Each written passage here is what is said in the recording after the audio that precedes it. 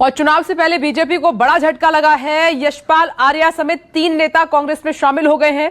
यशपाल आर्या ने बेटे समेत कांग्रेस का दामन थाम लिया है।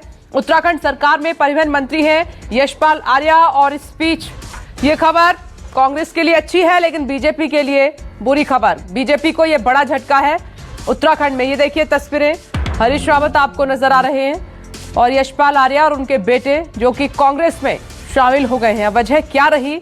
अपने विधायक बेटे संजीव आर्या के साथ कांग्रेस में यशपाल आर्या शामिल हो गए हैं, परिवहन मंत्री थे। अब इस वक्त की बड़ी खबर, 3 नेता बताए जा रहे हैं जिन्होंने कांग्रेस को ज्वाइन किया है।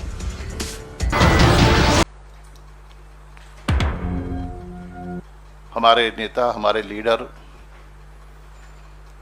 आदरणीय राहुल गांधी जी के नेतृत्व में, उनके आशीर्वाद से मुझे यहाँ पर कांग्रेस के इस पवित्र मंदिर में आने का सौभाग्य और अवसर प्राप्त हुआ है। यूँ कहूँ कि आज मैं अपने परिवार में आया हूँ, पुनः अपने परिवार में सम्मिलित हो रहा हूँ। मेरी घर वापसी हो रही है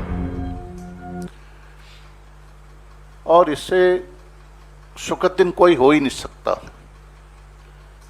सुखद अनुभूति, सुखद एहसास, और मैं बहुत सुकून महसूस कर रहा हूँ। मैं मन से कह रहा हूँ, अंतर मन से कह रहा हूँ, दिल से कह रहा हूँ, हृदय की गहराइयों से कह रहा हूँ। मेरा राजनीतिक जीवन की शुरुआत कांग्रेस से हुई। 40 वर्ष का राजनीतिक जीवन मैं लगातार काम करता रहा, चाहे उत्तर प्रदेश में, अविभाजित उत्तर प्रदेश में युवक कांग्रेस के अध्यक्ष के रूप में, जिला अध्यक्ष के रूप में, चाहे उधमसिंह नगर के जिला कांग्रेस कमेटी के अध्यक्ष के रूप में, चाहे उत्तराखंड की प्रथम विधानसभा के अध्यक्ष के रूप में, और एक नहीं 2 बार प्रदेश कांग्रेस कमेटी के अध्यक्ष के रूप में मुझे परिवार ने, सोनिया जी ने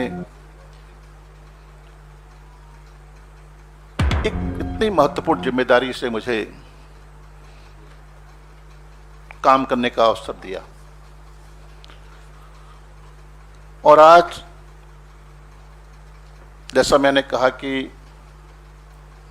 कांग्रेस परिवार में हम लोग आए हैं, हमारे संजीव आर्य जी, हमारे मित्र हरेंद्र सिंह लाडी जी, आप परिवार में शामिल हो चुके हैं, परिवार में आ चुके हैं।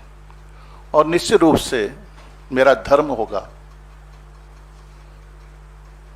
धर्म और कर्म,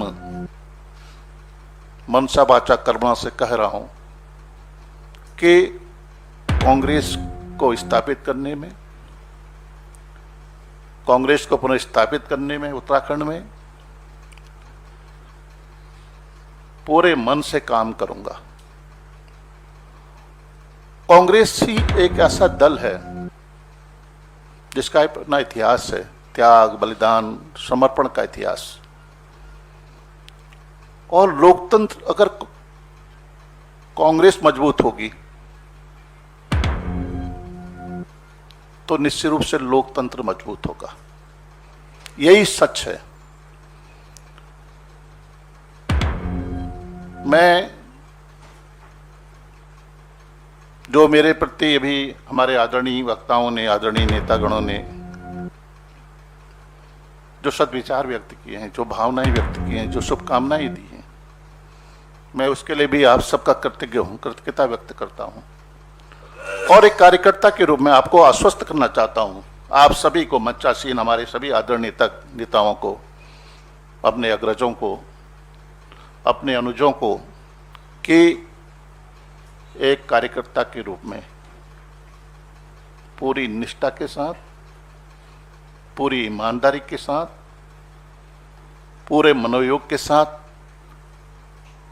काम करूंगा, कोई लालसा नहीं है, कोई लालसा नहीं। जो भी जिम्मेदारी यशपाल आर्य को दी जाएगी उसको निभाने के लिए प्रण से एक संकल्प के रूप में उस लक्ष्य को प्राप्त करने के लिए निरंतर लगातार काम करूंगा, यह मैं कहना चाहता हूं। और जो दलित समाज है, कुचला समाज है, शोषित समाज है, पिछड़ा समाज है, कांग्रेस की तो हमेशा रहा परंपरा रही सर्वधर्म समभाव, सर्वधर्म समभाव, उसको परिभाषित करने के लिए हम काम करेंगे और हम उनकी आवाज बनेंगे। मैं कहना कई विषय हैं, मैं उनके बारे में कोई जिक्र नहीं करना चाहता हूं, कभी आपसे कई बार भेंट होगी, मुलाकात होगी, लेकिन हमारा लक्ष्य साफ है। हम चाहते हैं कि उत्तराखंड में आम आदमी की सरकार बने, गरीब की सरकार बने, कांग्रेस की सरकार बने तो उसमें सबकी सुनवाई हो, और ये होता रहा है। तो मुझे यकीन है कि आप लोग यहाँ पर आए और इतनी बड़ी संख्या में आकर आपने हमारा यहाँ पर मान बढ़ाया, मैं आपका कृतज्ञ हूँ। धन्यवाद। बहुत बहुत शुक्रिया यशपाल आर्या जी का, देवेंद्र यादव जी का, सब महानुभावों का। जैसा आपको पता है कि एक बहुत महत्वपूर्ण पत्रकार वार्ता 12 बजे के लिए हमने उसे सूचित किया था, थोड़ा पीछे चल रही है। मैं आप सबसे इजाज़त लेकर और प्रोफेसर गौरव वल्लभ को अब अनुरोध करूंगा कि वो मंच पर आएं ताकि हम आगे की कार्रवाई शुरू कर सकें।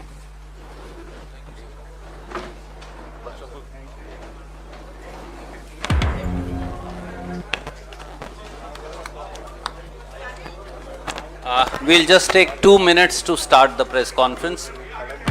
It's 12:14. We'll start at 12:20.